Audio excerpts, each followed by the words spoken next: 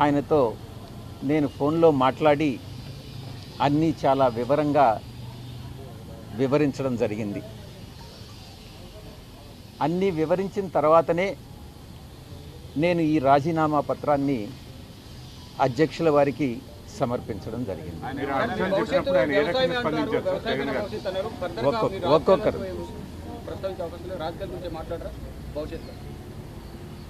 భవిష్యత్తులో ఒక్కసారి రాజకీయాల నుంచి తప్పుకున్న తర్వాత రాజకీయాల గురించి మాట్లాడడం అన్నటువంటిది సమంజసం కాదేమోనని నా ఉద్దేశం.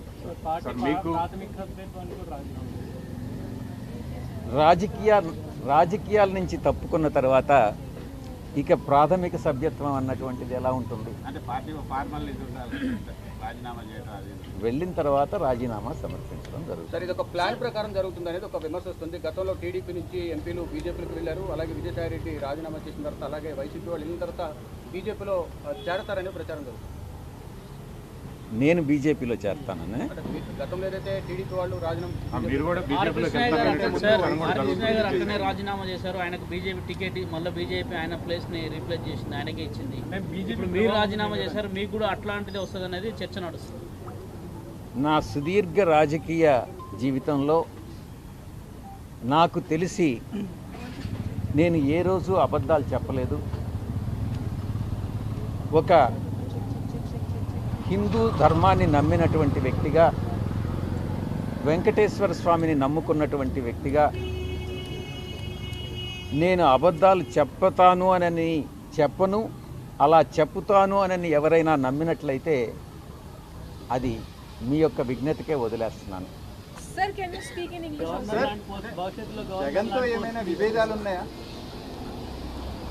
నేను ఇప్పుడే చెప్పాను కదా, జగన్ గారు ఈరోజు కాదు, 4 దశాబ్దాలుగా 3 తరాలుగా రాజారెడ్డి గారి దగ్గర నుంచి, రాజశేఖర రెడ్డి గారి నుంచి ఈరోజు జగన్మోహన్ రెడ్డి గారి వరకు 3 తరాలుగా ఆ కుటుంబంతో సన్నిహిత సంబంధాలు ఉన్నటువంటి వ్యక్తిగా నేను ఒక్కటే చెప్తా ఉన్నాను.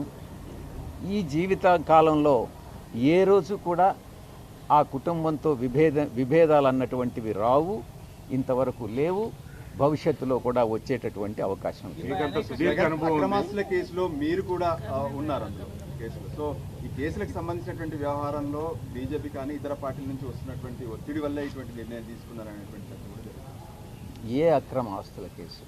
జగన్కు సంబంధించి ఎప్పటి కేసులు? పాత కేసులు అన్నటువంటివి గతంలో కానీ వెళ్తే 2011వ సంవత్సరం ఆగస్టు 10వ తారీఖున ఎఫ్ఐఆర్స్ ఫైల్ చేయడం జరిగింది. 2011 అప్పట్లో ఎన్నో ఆశలు చూపించినా కూడా, నన్ను అప్రూవర్గా మారమని ఎంత బలవంత పెట్టినా కూడా, దైవాన్ని నమ్ముకున్నటువంటి ఒక వ్యక్తిగా, ఆ కుటుంబానికి సన్నిహిత సంబంధాలు కలిగినటువంటి వ్యక్తిగా నేను అప్రూవర్ కావడానికి నిరాకరించాను. ఆ రోజు పరిస్థితే ఈరోజు కూడా. ఎటువంటి పరిస్థితుల్లో దైవాన్ని నమ్మేటటువంటి వ్యక్తి ఎప్పుడు కూడా అబద్ధాలు చెప్పడు, ఒక వ్యక్తికి మోసం చేయడు, నమ్మక ద్రోహం అన్నటువంటిది ఉండదు, వెన్నుపోటు రాజకీయాలు, వెన్నుపోటు వ్యాపార లావాదేవీలు ఉండవు అని నేను చాలా స్పష్టంగా చెప్తా ఉన్నాను. కూటమి ప్రభుత్వం అధికారంలోకి వచ్చిన తర్వాత మీపై చాలా కేసులు పెట్టాయి సార్. మరి ఈ కేసులన్నీ ఎట్లా ఎదుర్కోబోతున్నారు? రాజకీయాల నుంచి బయటకు వెళ్తే తదుపరి ఈ కేసుల విషయంలో ఏ విధంగా వ్యవహరిస్తారు? కూటమి ప్రభుత్వం అధికారంలోకి వచ్చిన తర్వాత నా మీద మొట్టమొదటిగా పెట్టినటువంటి case Kakinada seaports limited case. నేను ఒక్కటే చెప్తా ఉన్నా, ఇంతవరకు నా మీద లుకౌట్ నోటీస్ ఇచ్చారు, నన్ను అక్యూజ్డ్ నెంబర్ 2గా చేశారు. నేను గతంలో కూడా ఈడీ ముందు ఇంతవరకు నన్ను సిఐడి పిలవలేదు.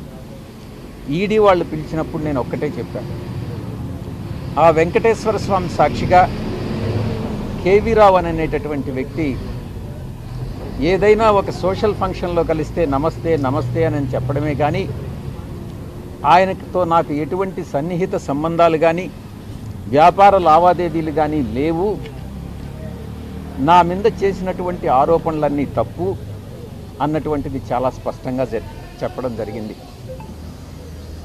నేను వెళతాను, ఆయన్ని రమ్మనండి, ఆ దేవదేవుడు